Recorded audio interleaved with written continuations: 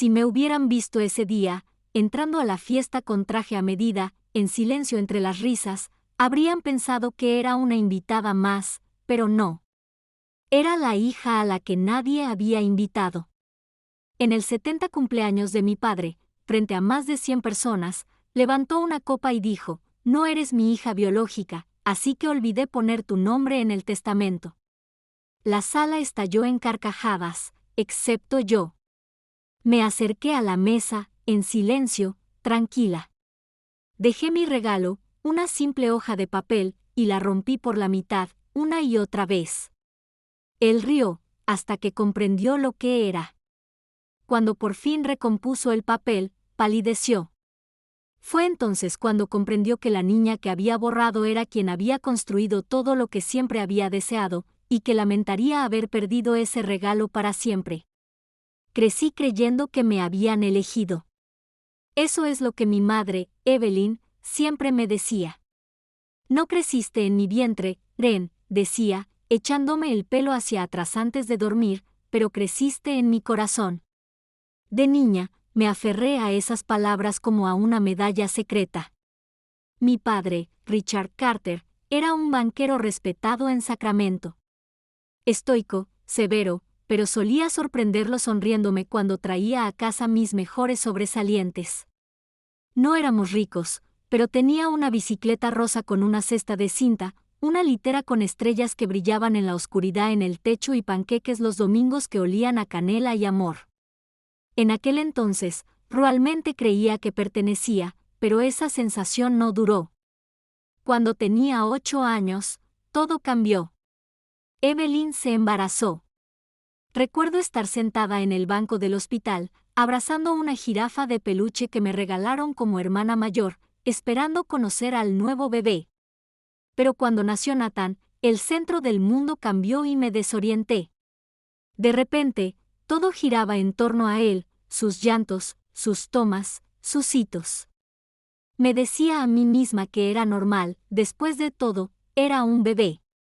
Pero la distancia seguía creciendo. Al recoger a mi hijo del colegio, corría al coche, agitando un dibujo que había hecho. «Mira, mamá», le echaba un vistazo rápido, y luego se volvía hacia Nathan en su sillita, arrullándolo con sus gorgoteos. Una noche, oí a mi padre murmurar en voz baja mientras derramaba zumo en la cena: «Esto ni siquiera es sangre», dijo, limpiando la mesa con brusquedad. Él no sabía que lo había oído, pero yo sí, y no me abandonó. Después de eso, la calidez empezó a desvanecerse. Los cuentos para dormir terminaron. Mis premios quedaron guardados en cajones, mientras que las pinturas de dedos de Nathan se enmarcaron. Me convertí en la ayudante, la niñera, la hermana mayor invisible que no necesitaba atención. Aún así, lo intenté. Cocinaba, limpiaba, me quedaba despierta hasta tarde haciendo tarjetas de cumpleaños con pegamento brillante. Pero hiciera lo que hiciera, sentía que perseguía un tipo de amor que se alejaba constantemente de mi alcance, y finalmente, dejé de perseguirlo. Para cuando cumplí 15, lo entendí: ser adoptada no me hacía especial, me hacía opcional.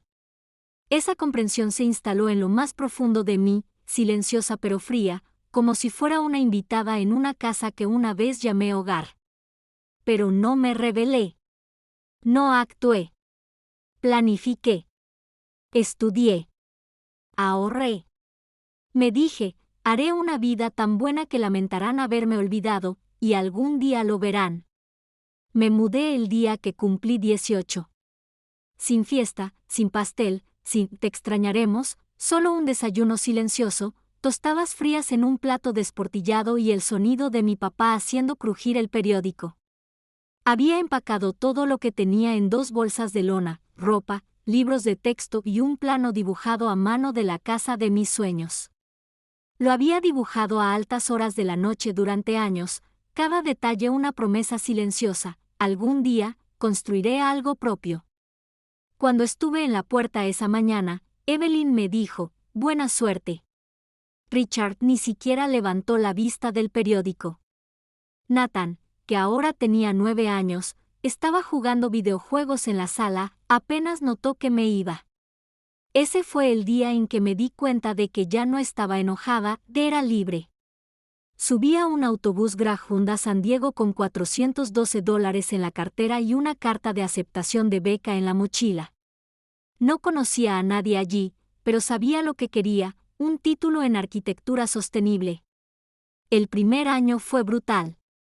Trabajé en la recepción de un gimnasio abierto las 24 horas por la noche, daba clases particulares de matemáticas de instituto los fines de semana y sobrevivía a base de fideos instantáneos y sobras de cafetería.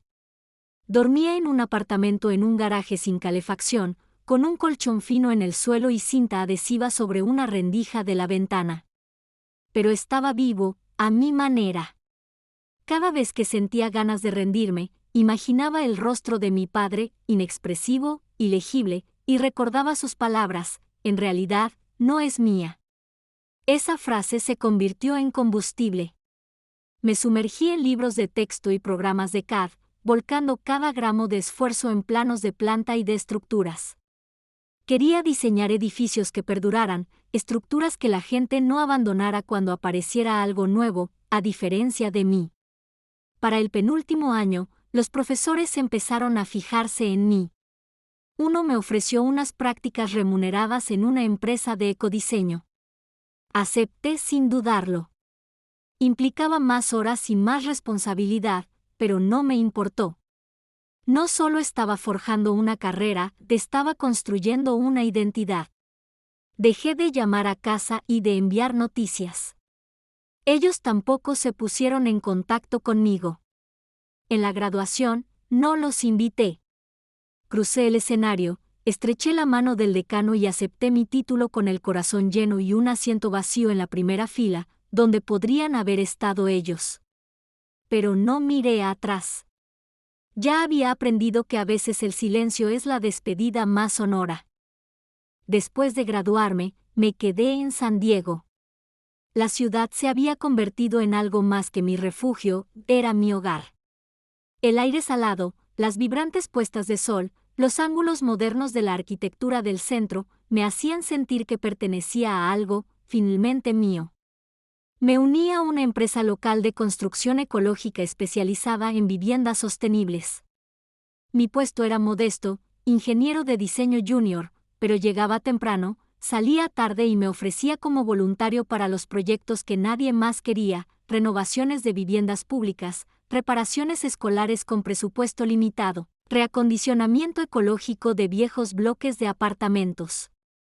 En menos de un año, dirigía mi primer proyecto, un pequeño dúplex con energía solar en las afueras de Chula Vista.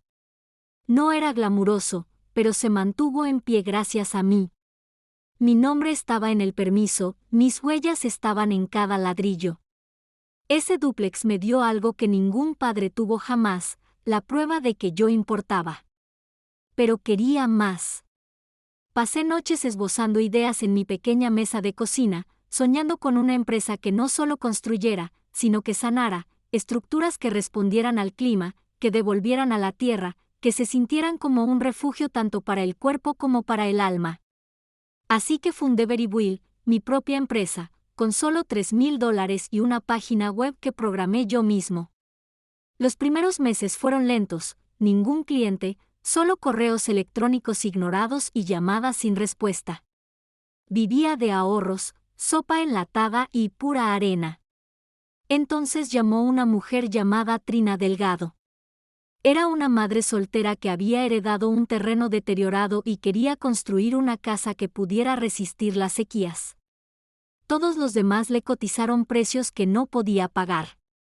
Le ofrecí un plan diseñado con materiales recuperados, refrigeración pasiva y energía solar de bajo coste. Dijo que sí. Construimos su casa en 6 meses. Era pequeña pero hermosa, soleada y resistente, como ella. Cuando el periódico local publicó un artículo sobre el proyecto, Santuario Sostenible para una Madre Soltera, las llamadas empezaron a llover. Para el tercer año, Veribuild ya contaba con un equipo de 6 personas. Me mudé a una oficina modesta cerca del Parque Balboa. Teníamos contratos con organizaciones sin fines de lucro, promotores inmobiliarios con conciencia ecológica e incluso con el ayuntamiento. Pero, sin importar cuánto ascendiéramos, siempre mantuve una regla: nunca construir por ego, siempre construir por pertenencia. Un día, mi teléfono vibró con un mensaje de un compañero de clase del que no sabía nada en años: tu papá salió en las noticias. Jubilación del banco, se acerca una gran fiesta. Pensé que te gustaría saberlo. Me quedé mirando el mensaje un buen rato. Hacía más de una década que no hablaba con Richard ni con Evelyn, pero sabía que su casa seguía teniendo la misma cerca blanca, y me preguntaba si llamaba a su puerta ahora, me reconocerían. El mensaje sobre la fiesta de jubilación de mi papá no se me iba de la cabeza. Al principio, intenté ignorarlo. Borré el mensaje, me sumergí en el trabajo, me dije que no me importaba. Pero a altas horas de la noche, mientras revisaba los planos de mi apartamento, un pensamiento me asaltó como un susurro: ¿y si aparecías, no para que te aceptaran, sino para demostrar que ya no lo necesitabas? No se trataba de venganza, se trataba de liberación. Fue entonces cuando se me ocurrió la idea, no un gran discurso, ni una confrontación, sino un regalo, algo simbólico, algo que él jamás esperaría. Recordé una conversación de hace años, cuando tenía 10 años. Mi padre estaba regando el jardín y yo estaba sentada en el porche después de que me eligieran la última para jugar al kickball. No necesito amigos, murmuré. Richard levantó la vista y dijo: ¿sabes lo que importa, Ren? Tener tierras. Eso es lo que te hace respetar. Probablemente él olvidó ese momento y yo no. Así que encontré un terreno precioso junto al lago Tahoe, entre secuoyas y con vistas a las montañas. No era ostentoso, pero era prístino, tranquilo e intacto. Costó $3,2 millones. Ni pestañeé. No era solo un regalo, era una declaración: puedo darte todo lo que valoras, aunque tú no me hayas dado nada. Trabajé con mi abogado para redactar la escritura y transferir la propiedad a nombre de mi padre, sin condiciones, sin prensa, sin crédito, solo un regalo. Una parte de mí esperaba que lo viera como lo que era: ni un soborno, ni una actuación, sino un acto final de cierre. Planeaba entregárselo en su cumpleaños. Por supuesto, no me invitaron. Un antiguo vecino me dijo que sería un evento grandioso: jubilación y 70 cumpleaños juntos, fiesta en el jardín, catering, música en vivo, discursos, más de 100 invitados. Probablemente brindarían por el nuevo trabajo de Nathan en el banco. Evelyn estaría radiante con un vestido verde pálido. Richard estrecharía la mano como un rey. ¿Y yo? Llegaría sin avisar, tranquila, digna, no para pedir perdón, no para ser reconocida, sino para ofrecer un regalo que diría más alto que cualquier disculpa que nunca dieran. Un solo sobre, un gesto silencioso, y si no entendían su significado, entonces tal vez, solo tal vez, no lo merecían. El día de la fiesta, me desperté temprano. Planché mi traje azul marino favorito, el que usé para nuestra primera firma de contrato municipal. No era glamuroso, pero me hizo sentir con los pies en la tierra, profesional, presente, intocable. Guardé el sobre, la escritura de la propiedad de Lake Tahoe, en una carpeta de cuero, sellada y lisa. En el frente, había grabado su nombre en oro: Richard Carter. El viaje de San Diego a Sacramento duró más de 8 horas. No puse música, dejé que el silencio llenara el coche como un segundo pasajero observándome. Ensayé lo que podría decir: feliz cumpleaños, papá. Quería darte algo significativo. Sin resentimientos, solo un cierre. Esto es de mí, tu hija, aunque no me llames así. Pero sobre todo, imaginé su rostro, ni sorprendido, ni lloroso, simplemente quieto, tal vez incluso orgulloso. Llegué al anochecer. Su casa no había cambiado. La cerca blanca seguía en pie. Las margaritas que mi madre solía podar estaban en plena floración. El sonido de las charlas y el zumbido de las luces le daban a todo un brillo surrealista. Me quedé un momento junto a la puerta, recuperando el aliento, y luego entré. Al principio, nadie se dio cuenta. Todos reían, charlaban, bebían champán en copas altas. Un trío de jazz tocaba bajo la pérgola, las mesas estaban dispuestas en perfecta simetría a lo largo del patio trasero. Entonces alguien se giró y se quedó paralizado. Era Nathan. Era más alto de lo que recordaba, llevaba una chaqueta cara y sostenía una copa. Su sonrisa burlona fue inmediata. Vaya, vaya, dijo, lo suficientemente alto como para llamar la atención, si no es la obra benéfica perdida hace mucho tiempo. La gente de alrededor rió entre dientes con torpeza. ¿Te equivocaste de calle, Ren?, preguntó, ¿o solo viniste a armar un escándalo? Sonreí forzadamente. Vine a dejar un regalo. ¿Un regalo?, preguntó, entrecerrando los ojos. A ver si adivino, una de esas macetas caseras de Pinterest. Se rió a su alrededor. No respondí. Me di la vuelta y seguí caminando hacia la mesa principal. Fue entonces cuando vi a mi padre. Estaba brindando, con una copa de vino tinto en la mano, y su cabello plateado reflejaba la última luz del día. Evelyn estaba a su lado, con ese vestido verde suave, tal como lo había imaginado. Me vio a media frase. Se le quebró la voz, entrecerró los ojos y luego sonrió, una sonrisa llena de encanto ensayado, no de reconocimiento. Damas y caballeros, dijo al micrófono, antes de terminar, tengo una cosa más que compartir. Me detuve. Algo en su tono congeló el aire. Quiero anunciar oficialmente los términos de mi herencia, dijo. La multitud se inclinó hacia mí. Me miró directamente. A mi hijo, Nathan, le dejo todo, la casa, las cuentas, el terreno.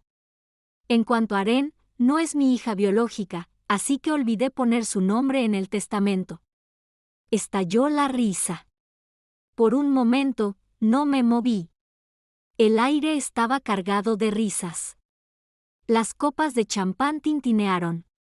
Incluso Evelyn rió cortésmente, evitando mirarme a los ojos.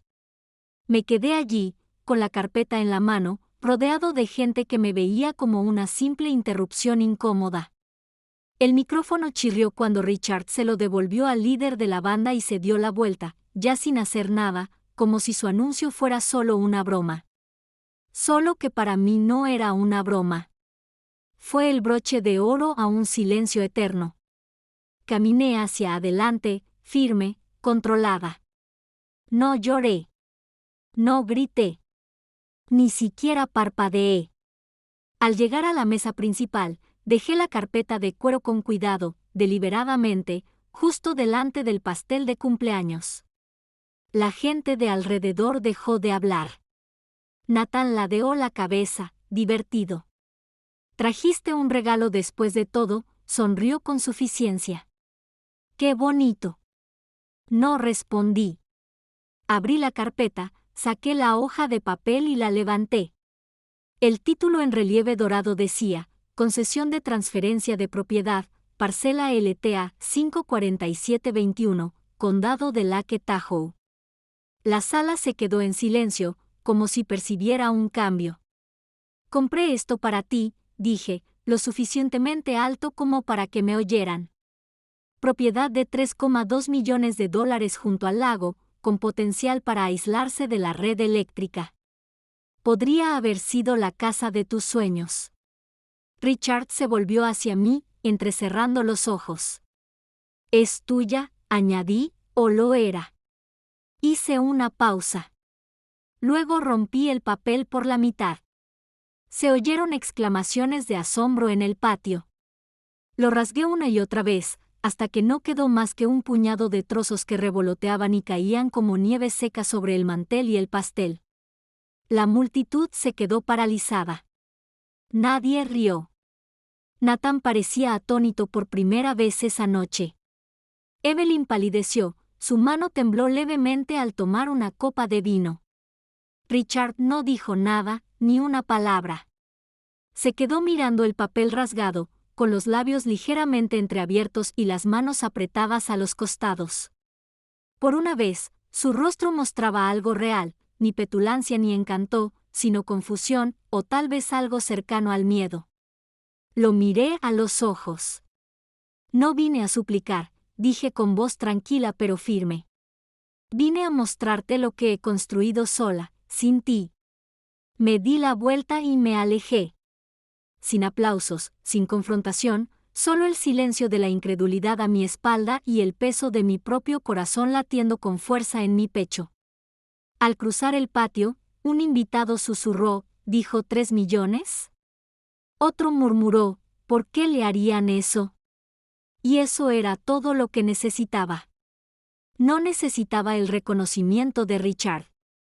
No necesitaba las excusas de Evelyn. Ni siquiera necesitaba los celos de Nathan. Solo necesitaba saber que, por primera vez en esa casa, me habían visto. Llegué a la verja, la crucé y no miré atrás. La música se reanudó detrás de mí, débil y descompuesta, y en algún lugar bajo el pastel de cumpleaños, enterrado en glaseado y cera de vela, yacían los restos de un regalo que él nunca comprendería hasta que fuera demasiado tarde. Pensé que ese sería el final. Conduje de vuelta a San Diego en silencio, aparqué, entré en mi apartamento y me senté en mi escritorio sin quitarme los zapatos. Las luces de la ciudad parpadeaban a través de la ventana. Todo parecía estar en silencio. Pero la quietud no duró. 3 días después, recibí una llamada de un número desconocido. Dejé que saltara al buzón de voz. 1 hora después, recibí un mensaje de un número que no reconocí, no me conoces. Me llamo Erika. Estuve en la fiesta de tu padre. Creo que deberías saber lo que pasó después de que te fuiste. Dudé un momento y luego llamé. Erika era socia menor del banco de mi padre. Solo me había visto una vez cuando era niña. Me contó que después de que salí, nadie habló durante varios minutos. Todos se quedaron allí parados, dijo, como si les hubieras quitado el piso de debajo de los pies. Entonces dijo algo que no me esperaba. Tu papá recogió los pedazos. ¿Qué quieres decir? O sea, se arrodilló, Ren, delante de todos. Se agachó y recogió los trozos de papel, uno a uno, como si pudiera deshacerlos. Me quedé sin aliento. Erika continuó, la gente estaba mirando. Al principio nadie dijo nada. Entonces alguien, el señor Kleene, su viejo amigo de la junta, se acercó y dijo, «Eres un tonto, Richard. Esa mujer a la que humillaste construyó algo que ni siquiera podría soñar». Cerré los ojos. Ella vale más que todo lo que está en tu testamento, eso fue lo que dijo. Erika me contó que la fiesta terminó antes de tiempo.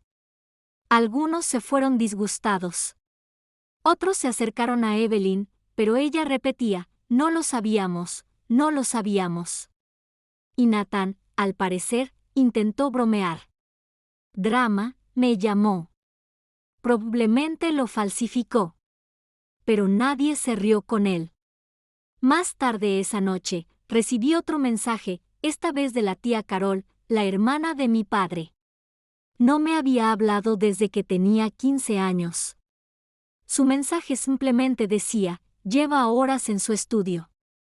La escritura rota está sobre su escritorio. No quiere hablar con nadie.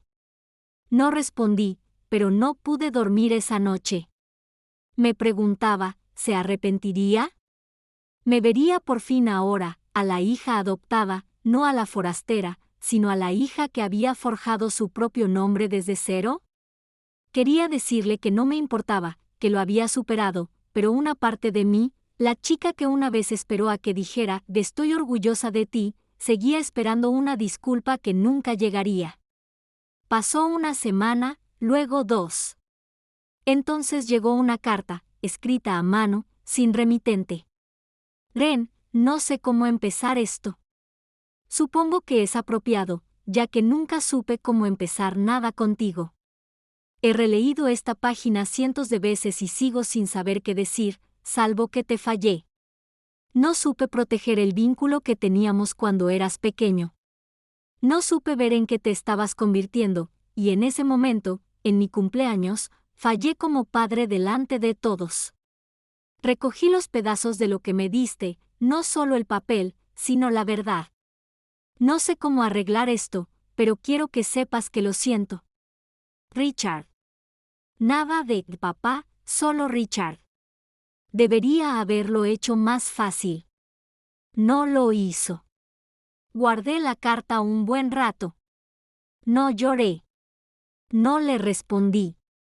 En cambio, fui a mi armario, saqué la vieja carpeta manila donde guardaba mis primeros bocetos y la metí dentro, justo detrás del plano de la casa de mis sueños que diseñé de niña, porque ahí era donde debía estar, con las versiones de mí que habían esperado, que habían albergado esperanzas.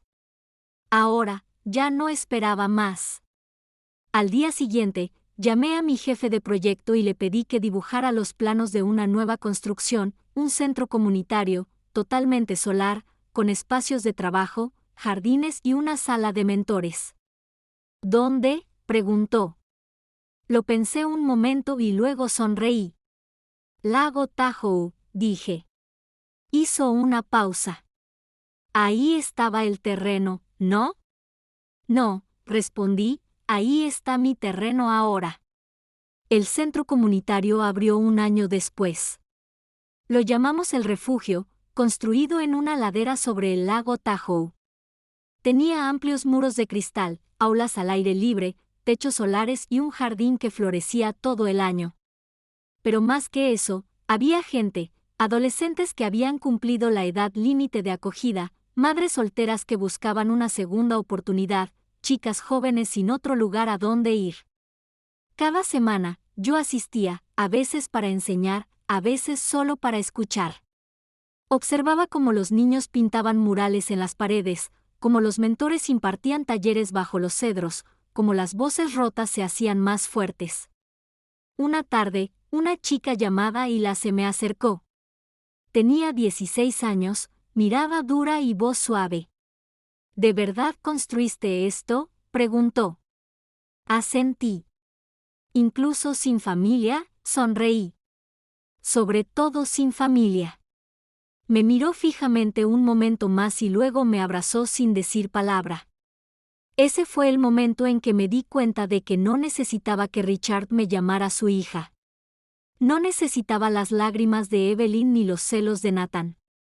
Había creado algo que importaba, algo que perduraba, y eso, ni la venganza ni la riqueza, era mi legado. La carta que Richard escribió permaneció guardada bajo llave. Nunca le respondí.